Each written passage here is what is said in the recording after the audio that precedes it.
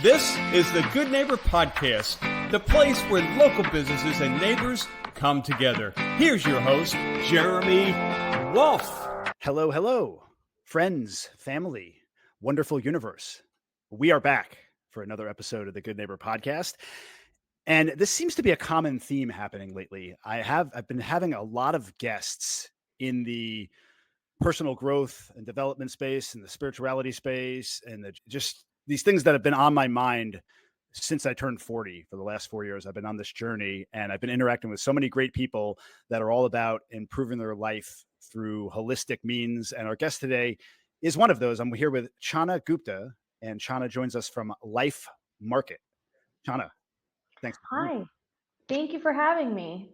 Of course, it's our pleasure. And thanks, as always, to our wonderful listeners for tuning in to learn more about our great community and the businesses that serve us. So without further ado, Chahna, why don't you tell our listeners a little bit about what you guys do at Life Market?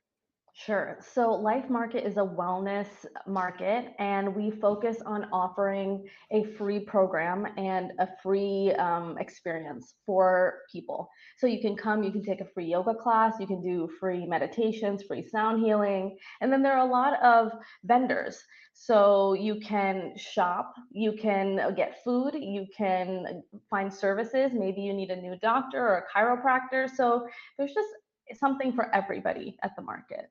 You know what they say, if it's free, it's for me. If you're buying, I'm trying. If there's no fair, I'm there. This is cool. I've never heard of a wellness market. Walk me through, what do I expect when I come to I'm thinking in my mind, like I think of a farmer's market, right? You go in, there's an outdoor space, there's different vendors set up. Is that basically what it is, but it's centered around the wellness space? Correct. Yes. It's just like that. It's outdoors. There's something for everybody. There's going to be lawn games for children. There'll be children's activities, and there's something for you to do. So if you want to take a class, you can take a class. If you want to walk around and have a picnic, you can do that too. It's just about just chilling out and enjoying and relaxing. That's so cool. I had no idea that something like that even existed. And this is like right up my alley. Where is this event held and how often? What's the So we're monthly, but our Okay. next one is in January. So it will be at the South Florida Hindu Temple off of Griffin Road and 75, and it's on January 11th, 2025, from 10 a.m. to 3 p.m. And there's a live concert too for an hour. There's always going to be something different at each market, but for January, that's some stuff that we have planned. You're gonna send me over all that info. I'm definitely gonna hit that up when it comes. I would love that. How did you get into or is this your thing? Is this your idea? Is this your event? What's the background behind the Life Market? Of course, there are other markets out there that have definitely inspired us, but we focus on this ancient Indian system of medicine called Ayurveda, and it means the So science of life. what is it? Ayurveda. Ayurveda. Okay, the Yeah, science of life. All right, yeah. continue. And so it's an ancient Indian system of medicine that finds holistic and individualized treatment plans for you to bring a person back to their balanced state. So basically, what may balance you may not balance me, and vice versa. So the market's vision is that there's something for everybody to find balance from. So it's just there's going to be something different, and you might like it, and it might be good for you, and then for me, it's something else. So it's about just catering to everybody and creating like still an individualized place of wellness for you. Is this something that you have deep roots in going back? How long have you personally been involved in this kind of wellness space? Talk a little bit about your journey. Sure. I actually started in occupational therapy. I was working in skilled nursing facilities, and a lot of those people were struggling with their health and fitness, and it was Mhm. it was stressful to see. So then I went to India and I started training in yoga, and then I started offering corporate wellness programs, and then I started studying Ayurveda because they're sister sciences. One is more mental science and one is like of the body. So they go hand in hand. And then I've been trying to bridge them together. And I think through this market, it's a good way where you can take a yoga class and you can work on your mind and your body. And you can also find something of health for your physical body. So, and like your digestive system Mm. and your muscles. And yeah. Yeah, I think we have it in many ways backwards in Western society. All these Eastern traditions, all these natural modalities, the human body has an unbelievable propensity to heal itself. Yeah. And we've come so far away from that because we live in this instant gratification, quick fix society where if you have a problem, nobody really wants to dive in and do the work. Everybody just wants a quick solution. So they'll go to a doctor and they just give you a pill. And it's really just a band aid and it's not addressing the underlying issue. And one of the things that I've learned in my journey is that there are so many things available to increase your wellness. Whether it's meditation, for me, I love doing ice baths. I love doing breath work. I love sound healing. I also enjoy psychedelics as well. Sometimes I go on journeys there. But the plant medicine space, it's so useful, yet Mm. so stigmatized in our society. And there's so many people out there that this topic is taboo. You start talking about it and people roll their eyes back at their head like, oh, you're going to go do yoga or you're going to go do this or go do that. What would you say to somebody that feels that way about this whole space? I think you just have to give it a try and open your mind. You just never know what you will find. And I think it's really difficult because you're right. Like we have been trained in the society to, Conditioned. yeah, absolutely conditioned that we just want to take a pill for everything. And sometimes we're not sometimes, many times we're not addressing the root cause. And sometimes it's something mental, sometimes it's something physical that's not manifesting in the way that you think it's manifesting. So it's really just beautiful that I think there is a shift where more people are opening up and trying new things. Definitely feels that way, Yeah. that there's just something, I don't know. It's just, there's a palpable feeling that this is becoming more mainstream. It's almost like with all this talk, you got this new administration coming in, and not to really talk about politics, but you got somebody like RFK coming in. I don't know if you've been following this at all. And Yeah. he's talking about rattling up um, big pharma and FDA and the food and everything. And it's opening up these conversations. And it's Yeah. really uncovering the fact that, yeah, we have been conditioned Mm. by a system that's leaning in favor towards these things we've been talking about. So it's just exciting. It feels, and I've been following it so deeply over the last couple of years, but even more so now. And I'm just constantly taking in new information about this space, and it never ceases to amaze me. And I'm always happy to engage somebody like yourself that's in that space because I get to learn new things. I get to meet new people and share ideas and further the mission, if you will. Yeah, for sure. Yeah. So now you do the life market. It's just a monthly thing. Mhm. What do you do currently outside the life market? Do you work? Do you still work? You mentioned you did occupational therapy. Do you work in this type of space? Or what do you do for work? So I offer Ayurvedic health counseling Yep. one-on-one. I still am offering like private, corporate, and community services. So and that's more like yoga, pranayam, which is breath work, and meditation. And yeah, I also work on different events as well. So I do individualized event planning and hosting other types of large scale events that are not really wellness related, but culturally related. Yeah, I'm more in the event space now. So that's where I've been dabbling with. So like event planning, but for any, so I'm just thinking in terms of like our listeners that are hearing this, Yeah. that want to reach out, that want to maybe hire you to help them with something. Like what types of things specifically speak to that? Because I want to make sure that people know exactly what you do and how they could, benefit from what you're doing, aside from Sure. just the life market. Yeah, yeah, absolutely. So, for example, if you have a weekend, like a girls' trip or a guys' trip, and you want, like, you're down here, obviously, and you want to schedule a few days, you want to do a bunch of events, I can help coordinate that. Since I have access to a lot of vendors through our life market, a lot of them are able to do a lot of private sessions. So I've been mixing and utilizing them. That way they get more business too. They're able to find more clientele and book these smaller gigs on weekends and stuff. Okay. Very Yeah. cool. I have a good friend of mine, actually my best friend.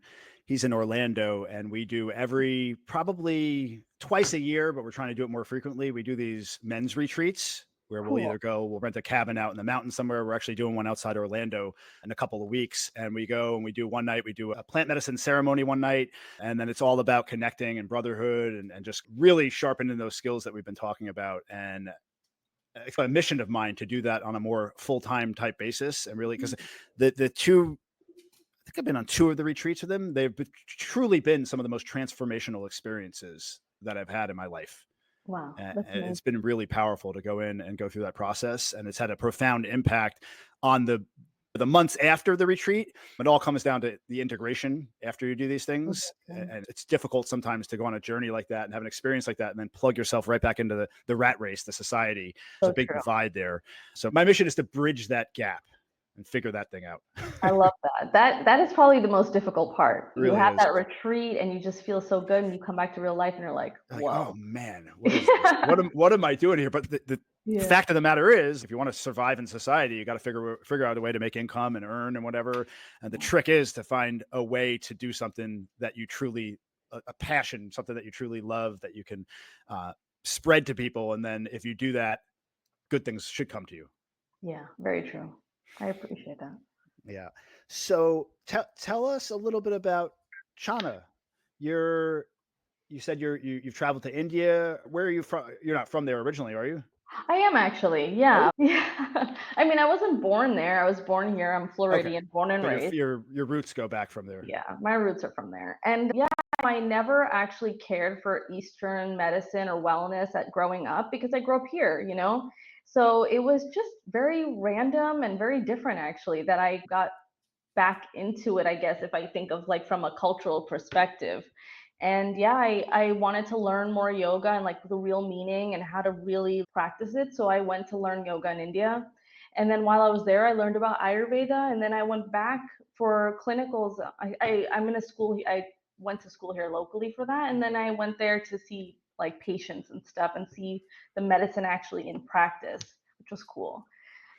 But yeah, I'm definitely more than that too. I do like to, I don't know, my husband and I, we always love to think about new business ideas and find new ways to implement unique things. And I enjoy spending time with people. So I'm not like somebody that talks about yoga and Ayurveda all day long. I have other aspects to me too. Now you still have family back in India that you visit from time to time? Yeah, actually, funny thing, I'm going in about a week and a half. I'm going to be there again. So that'll be fun. I'm gonna see everybody, see my in-laws, and we got married during COVID, so nobody's really seen us before, after we got married. So it'll be nice. It'll be nice to see everybody.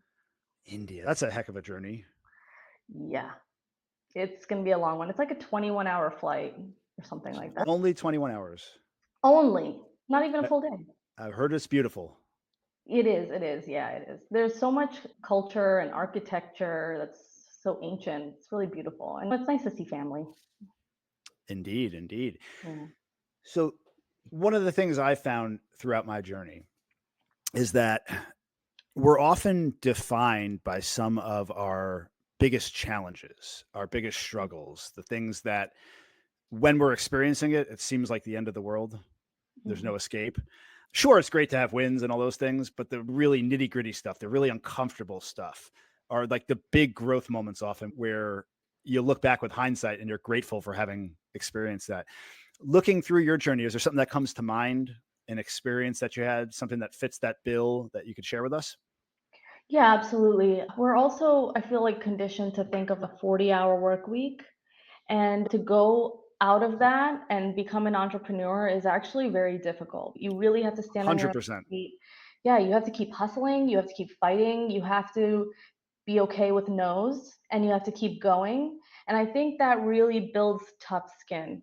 And I remember initially thinking like, I can't do this. And that was 7 years ago when I opened the business. And I was like, what am I thinking? I left my job in occupational therapy. I went to India to learn yoga. And I'm like, what have I done? Like, I had just completely changed my entire path. I'm here 7 years later, and I'm just like, thank God. I'm glad I took the step. I'm glad I tried, and I'm having fun. And I really think I'm helping people, but in a different way than I thought I was helping. So I'm enjoying it. I think you just got to keep going. Got to keep going. Absolutely. And I appreciate you sharing that. Like one of the big shifts for me mentally has been in the past. I'd always look back at things and wished, oh, I should have done this differently, or I should have done that differently. If I did this way, then I'd be here. And lately, I don't look at it like that anymore.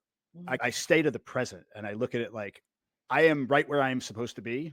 And everything that has happened to me in the past has led me to where I'm at today. And I wouldn't change it for the world. And I think that's so important to frame things like that because from a mental perspective, just to have that clarity, it helps you stay present and it helps you keep a positive attitude moving forward. And it helps you to put a great energy out into the universe. And when you shine a light on the positive, good things come your way. And when you start shining the light on the negative, Murphy's Law kicks in and everything starts going wrong.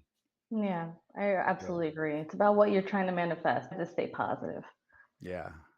So what would be, before we wrap up here, what would be one thing that you'd like to leave our listeners with? It could be about your business. It could be just a nugget of wisdom about your life. What would you like to leave our listeners with? I think wellness is individual and unique, and you should always be searching for what makes you feel balanced. And I think in addition to that, come to our market on January 11th and see if you enjoy it. You never know. And it's a Saturday. Come join us. It's going to be beautiful weather since it's January. It's not going to be like overly hot. There's free yoga classes, meditation, sound healing. We got a concert for an hour, food vendors. You can buy gifts for people or for yourself. You need retail therapy too. It's a thing. Come over and you can find us at Namaste Life Events on Instagram or our website, lifemarketfl.com. So I'm going to Instagram now.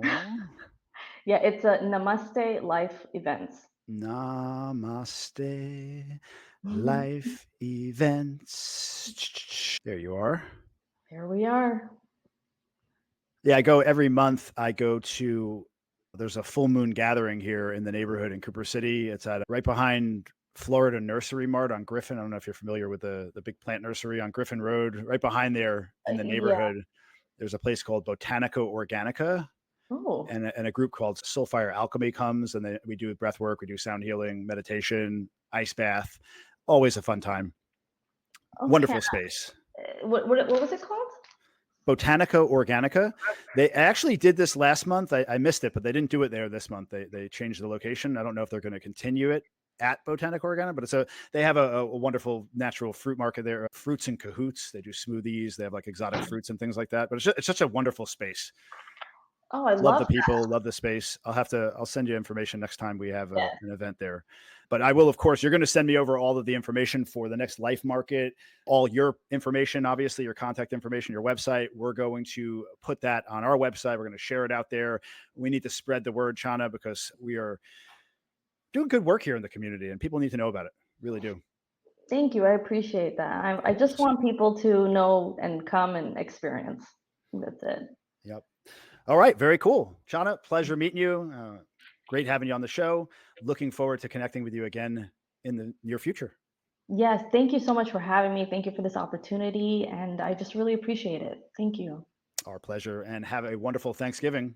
You too. Take care. Yep. Everyone, thanks so much for tuning in. And we will catch you all next time on the next episode of the Good Neighbor Podcast. Everyone take care and have a blessed day. Thanks for listening to the Good Neighbor Podcast, Cooper City. To nominate your favorite local business to be featured on the show, go to gnpcoopercity.com. That's gnpcoopercity.com or call 954-231-3170.